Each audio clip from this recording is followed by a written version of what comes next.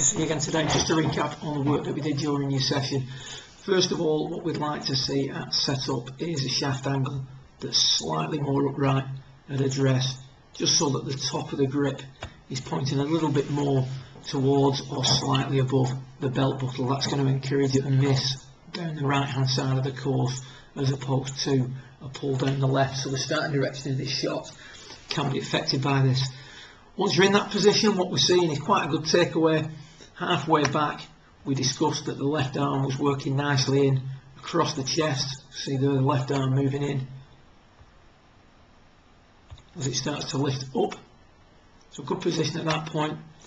As we get to the top and then start down, there's a little move over the top, and if we just freeze the left arm as it gets into position here, we can see now that it's not as much in across the chest as it was on the way back.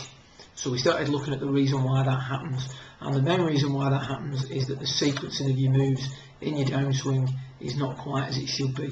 From the top of your backswing, there's a tendency to start by rotating everything. So the hips and the upper body rotate, rather than what we see here down on the bottom with Grant Waite is a move where the hips first of all move towards the target. So there's less of a clearance, less rotation, and a little bit more, if you will, of a movement into the left side to initiate the downswing. It's the movement into the left side that helps keep the arms and the club on the inside during the early part of the downswing. So what's basically happening is just a little bit too early to clear. As you do that, that left arm gets pulled out in front of you, and then from there on in, you're just going to work the club slightly to the left on the way through. If you do that in excess, you're going to get the necky one to the right more often than not.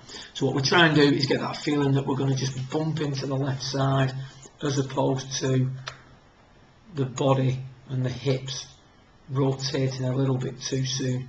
So you do move into your left, but you rotate the body a little bit too soon. So less clearance and a little bit more of a bump forward. Now added to that, we discussed the movement of the hands through impact. We can see there's a tendency to try and rescue the shot with your hands on the way through. And what we'd like to see is a quieter hand action, much less of a flash at the ball, much quieter through the hitting area, resulting in a club that's going to stay out in front of you and work out on the way through, resulting in a little bit of draw spin. So good luck with it, and I'll see you again in a couple of weeks' time. Well done.